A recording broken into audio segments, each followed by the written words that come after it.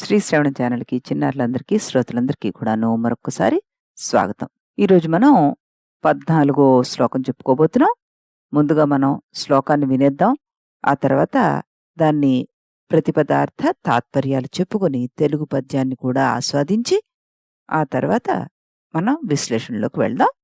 ముందుగా సంస్కృత శ్లోకం శ్రావణి ఆలపించగా విందాం మనం.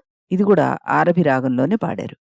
क्षितौ षट्पञ्चाशद्विसमधिक पञ्चाशदुदके होतासे द्वाषष्टिः चतुरधिक पञ्चाशदनिले दिवि त्रिंशत्त्रिंशन् मनसि च चतुष्षष्टिरिति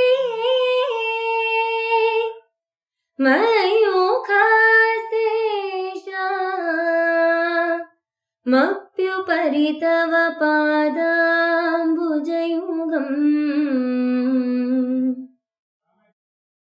శ్లోకాన్ని చాలా శ్రావ్యంగా ఆలపించింది. ఇప్పుడు దీనికి సంబంధించిన ప్రతిపదార్థాన్ని విందాం మనం ఫస్ట్. క్షితౌ పృథ్వీతత్వానికి చెందిన మూలాధార చక్రమునందు షట్పంచాశత్ 56 సంఖ్యలో ఉదకే జలతత్వానికి చెందిన మణిపూరక చక్రం అన్నమాట. దిశమధిక పంచావత్ అంటే 52 అని. హుతాశే అగ్నితత్వానికి చెందిన స్వాదిష్టాన చక్రమున ద్వాషష్టి 62 సంఖ్య. అనిలే వాయుతత్వానికి చెందిన అనాహత చక్రము చతురధిక పంచాశత్ 54 సంఖ్యలో. దివి ఆకాశతత్వానికి చెందిన విశుద్ధ చక్రం దిషట్త్రింశత్ అంటే 72 సంఖ్యలో 36 ఇంటూ 2 అన్నమాట. మనసిచ మనస్తత్వానికి చెందిన ఆజ్ఞాచక్రంలో చతుషష్ఠి 64 సంఖ్యలో. ఇది ఈ ప్రకారంగా ఏ మయూఖా ఏ కిరణాలున్నాయో తేషాం వాటన్నిటికీ ఉపరి పై భాగాన తవ పాదాంబుజయుగం నీ 2 చరణ కమలాలు విరాజిల్లుతున్నాయి అంటూ చెప్పారు మనకి. ఇది మన ప్రతిపదార్థం. ఇక్కడ తాత్పర్యానికి వచ్చేసరికి మనకి ఏంటొస్తోంది?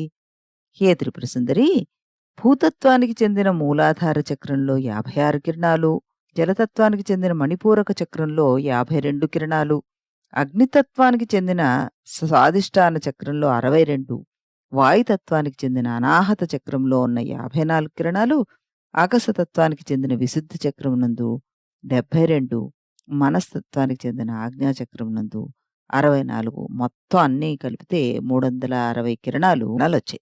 ఈ కిరణాలు అన్నిటిపైన సహస్రార కమలంలో నీ పాదపద్మములు ప్రకాశిస్తున్నాయి అంటున్నారు. అంటే ఈ వెలుగు కిరణాలన్నిటినీ అధిగమించి వాటిపైన నీ చరణ కమలాలు ప్రకాశిస్తున్నాయి కదా అంటున్నారు. అలాంటి పాదాలను అందుకోవడం నాకు సఖ్యమేనా తల్లి అంటూ ఒక ప్రశ్న అన్నమాట. ఇప్పుడు మనం తెలుగులో కూడాను పద్యాన్ని వినేద్దాం అనురాధ గారి కంఠస్వరంలో. వరుసగనెన్నిదేడులిల వారిని నే బదిరెండు వహ్నియందు 62తో ఎనిల మందున నే 14 మరిన్ 62 పైన 10 ఆగగనంబున మానసం మునంతరువది 4 శువులు నాపై నీ పదాబ్జయుగ్మమున్.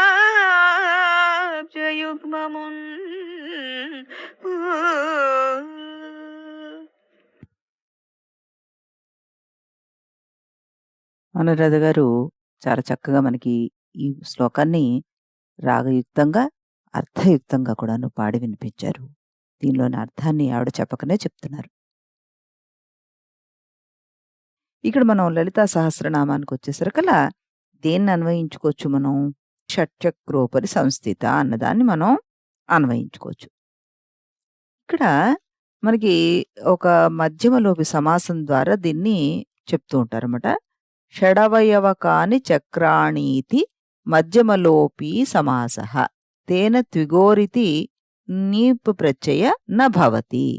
తాని చ మూలాధార స్వాదిష్టాన మణిపూర అనాహత విశుద్ధ ఆజ్ఞాచక్రా నామకాని తేషాముపరి సహస్రే సమ్యక్ స్థిత అన్నారు. అంటే 6 అవయవాలు గల చక్రాల్లో మధ్యమ పద లోప సమాసం ఉందన్నమాట దీంట్లో.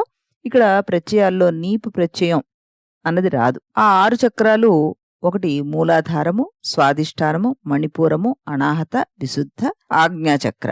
వీటిపైన సహస్రారం నందు చక్కగా ఉండే దేవి అని. అమృతాన్ని వర్షించేలాంటి మెరుపుల వలె మెరుస్తూ సహస్రకమలం నందు సుస్థితురాలై ఉన్న అమ్మవారు పరాభట్టారికను సహస్రారం నందే ఆవిడ్ని చూడగలము అంటున్నారు. అయితే ఇందులో మనకి ఈ షట్చక్రాలు 6 ఋతువుల్ని కూడా సూచిస్తున్నాయి. ఒక్కొక్క చంద్రకిరణము 360 తిథులతో కూడిన చాంద్రమాన సంవత్సరాన్ని చూపిస్తుంది మనకి. ఇప్పుడు మనం దీని వివరణలోకి వస్తే గనక మనకి ఒక్కొక్క చక్రానికి కూడాను మనం ఒక్కొక్క తత్వాన్ని ఇచ్చుకున్నాం. అలాగే వాటికి ఉండే రంగు అవన్నీ కూడాను మనం చెప్పుకున్నాం. అయితే ఇప్పుడు ఇందులో మనం ఇంకా ఏంటి తెలుసుకోబోతున్నాము అంటే గనక వీటి దగ్గర ఉండే కాంతి కిరణాలు ఎన్ని ఉన్నాయని తెలుసుకోవడమే కాకుండా వాటిని ఖండాల కింద విభజించారు. మనం లలితా సహస్రనామంలో రుద్రగ్రంథి, విష్ణుగ్రంథి, బ్రహ్మగ్రంథి అని చదువుతాం కదా నామాలు.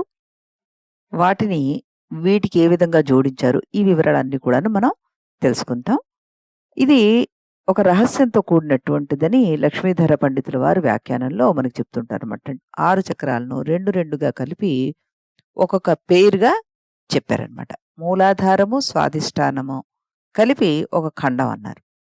దానికి దేవతనండి, స్థానం అనండి, ఏదైనానండి అగ్ని అన్నారు.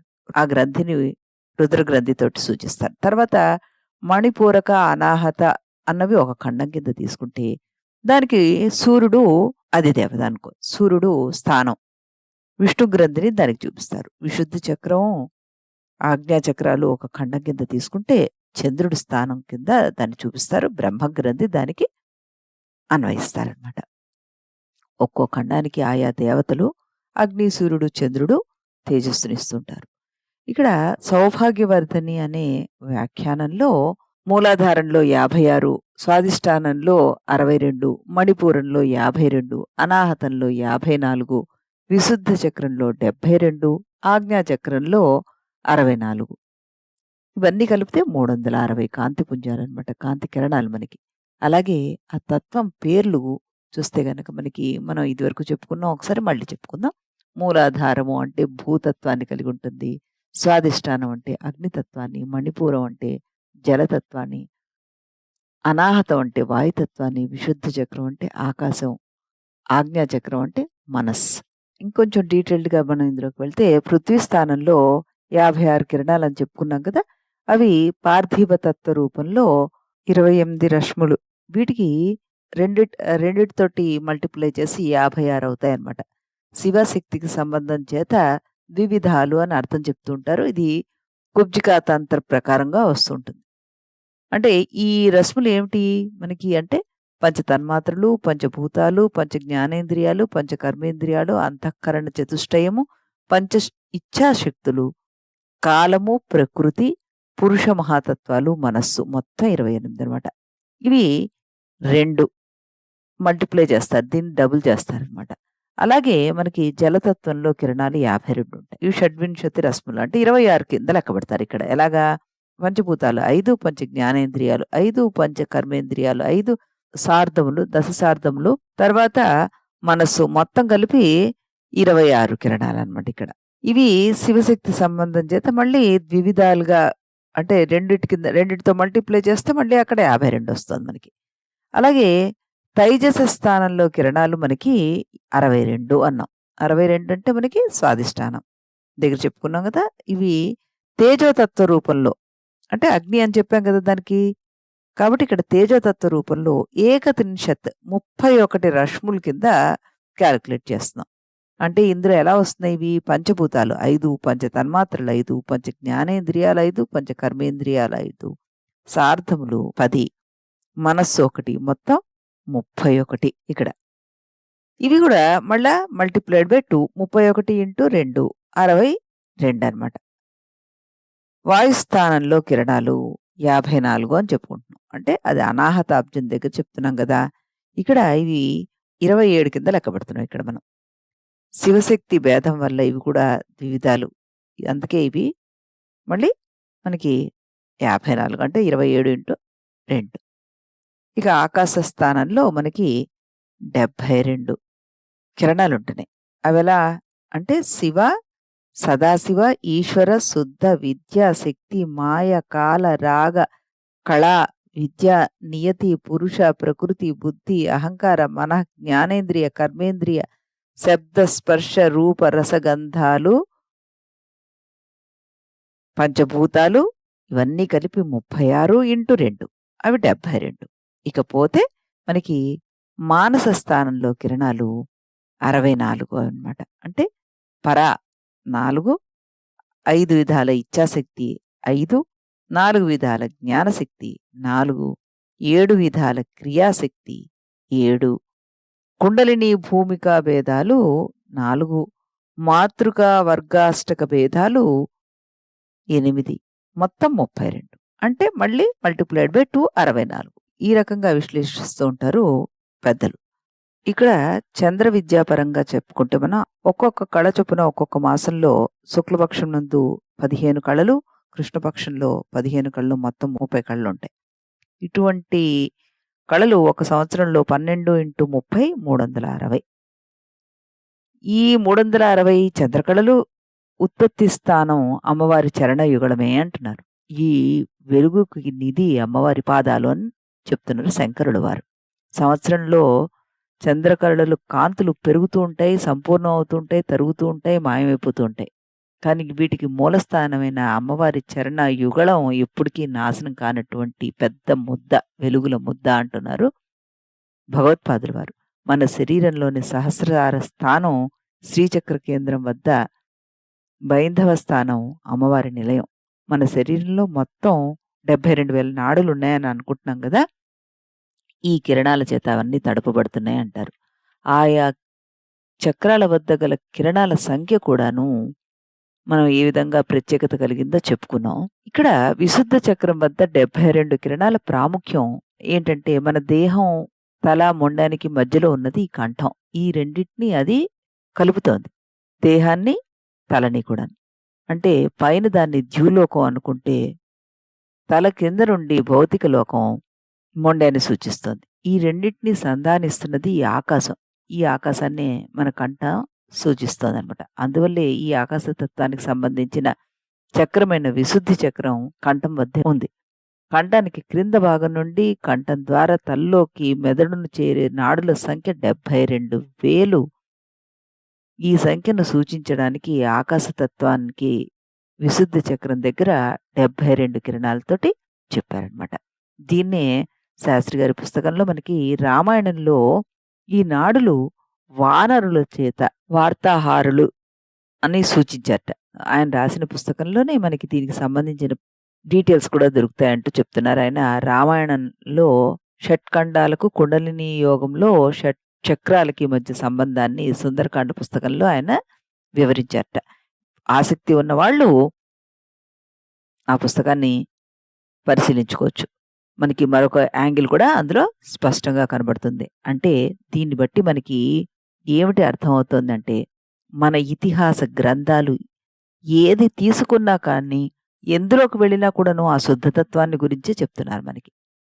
ఈ విషయాన్ని మనం గ్రహించగలమట. రామాయణంలో చూసిన, లలితా సహస్రనామంలో చూసిన, విష్ణు సహస్రనామంలో చూసిన, నమక జమకాల్లో చూసిన, భగవద్గీతలో చూసిన, ఎందులో చూసినా కూడాను మొత్తం ఈ వేదాంత సారం, ఉపనిషత్తులు వీటన్నిటికీ సంబంధించిన ఏది చూసినా మనకి తెలిసేది ఏంటి అంటే ఆ శుద్ధతత్వం అమ్మవారిది ప్రకాశవంతమైనది. సహస్ర కిరణాలు కలిగి మనందరినీ కూడాను ఆ కిరణాల వెలుగు ద్వారా మనందరినీ కూడాను ఆవిడ ఉద్ధరిస్తున్నారు. ఆవిడ చరణాలకి మరొక్కసారి మనందరం కూడాను నమస్కరించుకుంటూ దీనికి సంబంధించిన యంత్రం గురించి తెలుసుకుందాం. ఈ యంత్రము చతుస్రాకారంతో 8 త్రిశూలాలని వాటి అంచుల్లో కలిగి ఉంటుంది.